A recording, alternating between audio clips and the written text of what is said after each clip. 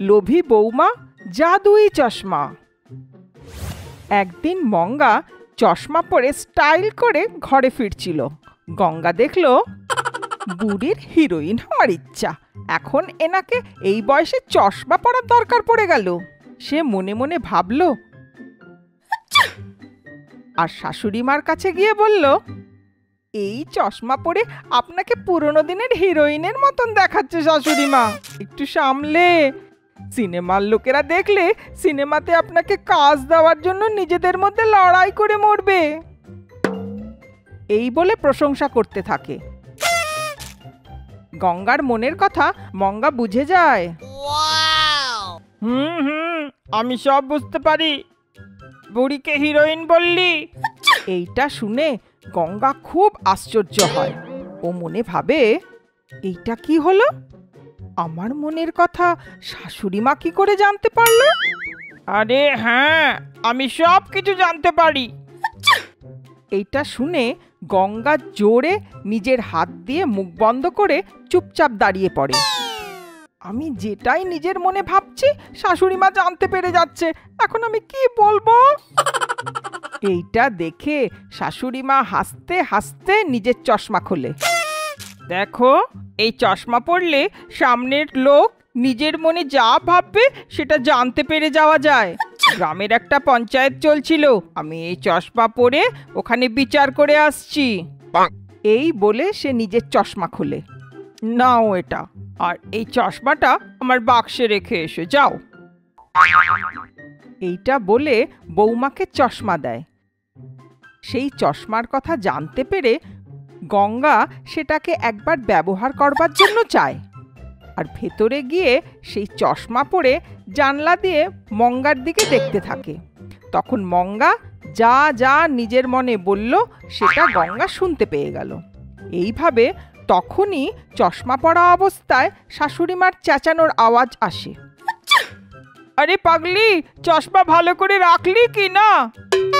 এখন ওই হাত দিয়ে আমাকে একটু জল খাওয়া। এইটা শুনে গঙ্গা চশমা লুকিয়ে খালি বাক্স ভেতরে রেখে দিল। হ্যাঁ হ্যাঁ, আসছে শাশুড়ি মা, এই বলে জল নিয়ে আসে। আপনি যেমনটা বলেছেন ওই চশমা আর বাক্সটা আমি সেই বাক্সে রেখে দিয়েছি শাশুড়ি মা। পরের দিন গঙ্গা পাশের গ্রামে গেল আর সেই চশমা দিয়ে সামনে থাকা লোকেদের মনের কথা জেনে তাদের বুদ্ধি দিতে থাকে। এইভাবে সকলের মনের কথা জেনে ও সবাইকে বুদ্ধি দেওয়াতে ওখানকার লোক গঙ্গার ভক্ত হয়ে যায়। গঙ্গাকে সবাই উপহার স্বরূপ শাড়ি, টাকা দিতে থাকে। এইভাবে প্রতিদিন গঙ্গা পাশের গ্রামে গিয়ে সবাইকে বোকা বানিয়ে চশমার সাহায্যে টাকা কামাতে থাকে। গঙ্গার সম্বন্ধে জানার পর গ্রামের প্রধান সেখানে আসে তাকে দেখার জন্য।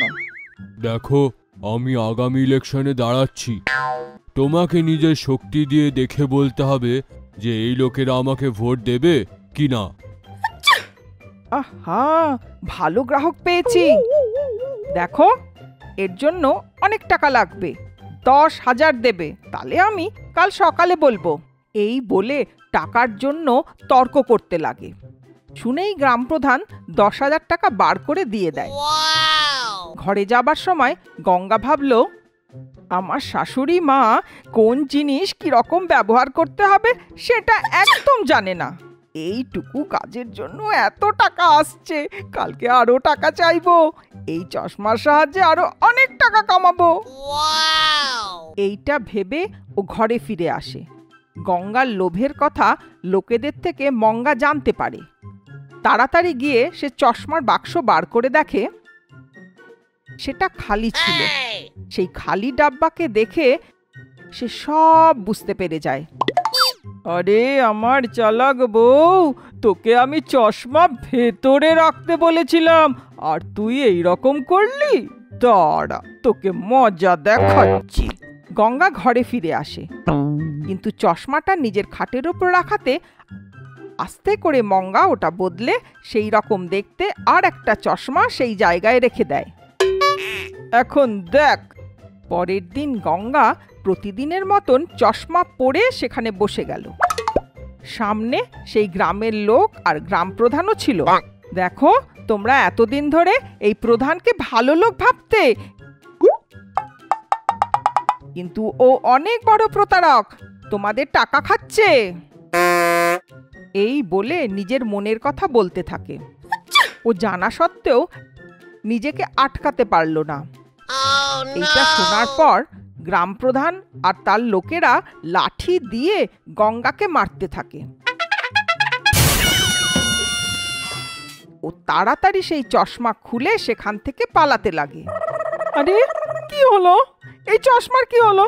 প্রতিদিন তো সামনের লোকের মনের কথা বলতো, কিন্তু আজ তো আমার মনের কথা বলে দিল।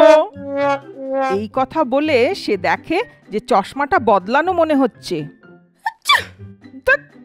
এটা নিশ্চয়ই আমার শাশুড়ি মার কাজ। এইটা বুঝতে পেরে সে ওখান থেকে পালিয়ে ঘরে ফিরে আসে। পালিয়ে যখন ঘরে ফেরে তখন শাশুড়ি মাকে চশমা পরে অপেক্ষা করতে দেখে। আর মঙ্গা হাসতে হাসতে জিজ্ঞাসা করে, কিরে, তোর পঞ্চায়েত ভালো হলো? শাশুড়ি মাকে চশমা পরে দেখে গঙ্গা কিছু বলতে পারল না। চুপচাপ নিজের মুখ বন্ধ করে রাগে মঙ্গার দিকে দেখতে দেখতে শুধু দাঁড়িয়ে থাকলো। একদিন মঙ্গা সবজি কিনতে বাইরে যায়। সেখানে অনেক লোক জড়ো হয়ে কিছু দেখছিল। যখন ও গিয়ে দেখে কি হচ্ছে, দেখে একটা লোক বাদর নিয়ে খেলা দেখাচ্ছে আর সব গ্রামবাসীর মনোরঞ্জন করে টাকা রোজগার করছে। ওই বাদরের খেলা খুব আনন্দের আর মজার ছিল, তাই সবাই খুব এনজয়ও করছিল। বাদর ওর মালিকের সব কথা শুনছিল। তখন ওই মালিক বাদরকে বলে, আরে ওই কিলবিল পান্ডে, ওই মেয়েটাকে একটা ফ্লাইং কিস তো দে। এই কথা বাদরের মালিক বাদরকে বলে। এই শুনে বাদর সামনে দাঁড়িয়ে থাকা মেয়েটাকে ফ্লাইং কিস দেয়। এই দেখে ওখানে দাঁড়ানো সব লোক হাততালি দিতে থাকে। যখন বাদরকে নাচতে বলা হয় তখন বাদর সবার সামনে নেচে দেখায়।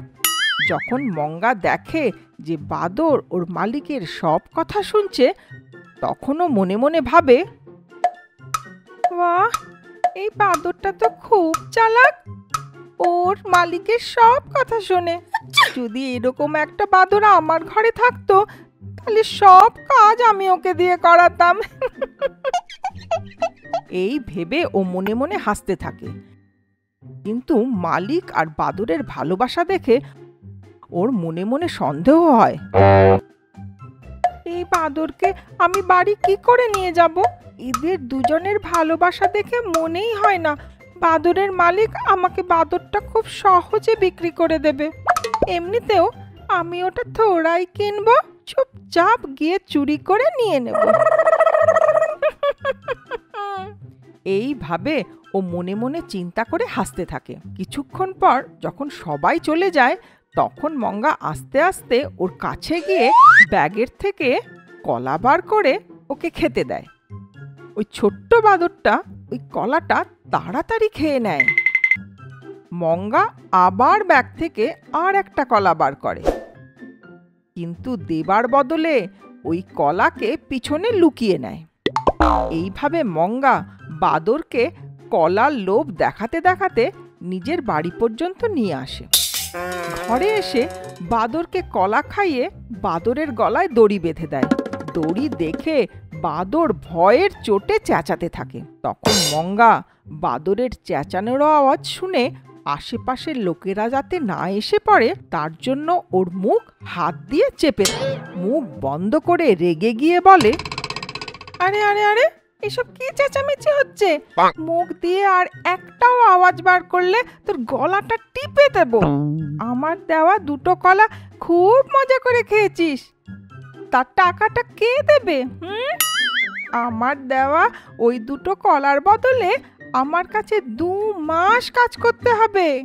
যদি তুই ঠিক মতন কাজ করিস তাহলে তোকে 1 মাসের মধ্যে ছেড়ে দেব, আর তা না হলে 2 বছর ধরে আমার কাছে কাজ করতে থাকবি, বুঝেছিস? এইভাবে ওই ছোট্ট বাদুরকে খুব ভয় পাইয়ে দেয়। অন্য কোনো রাস্তা না পেয়ে ভয়ের চোটে ওই বাদর মঙ্গার সব কথা মেনে নেয়। তখন মঙ্গা মনে মনে ভাবে, বেচারা বাদর খুব সরল, এত তাড়াতাড়ি আমার কথা মেনে নেবে আমি ভাবতেও পারিনি। আমি এই বাদরকে 2 মাস নয় 20 বছর কোথাও যেতেই দেব না। এইভাবে মনে মনে চিন্তা করে হাসতে থাকে। আর সেই দিন থেকে মঙ্গা ওই বাদরকে দিয়ে ঘরের সব কাজ, ঝাড় দেওয়া, বাসন মাজা, কাপড় কাচা, সব কাজ করাতে থাকে। আর নিজে বিছানায় বসে আরাম করে টিভি দেখতে থাকে।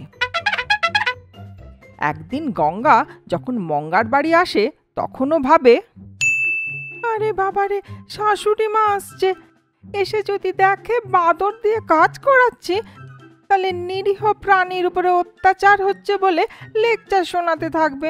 কিছু না কিছু করতেই হবে।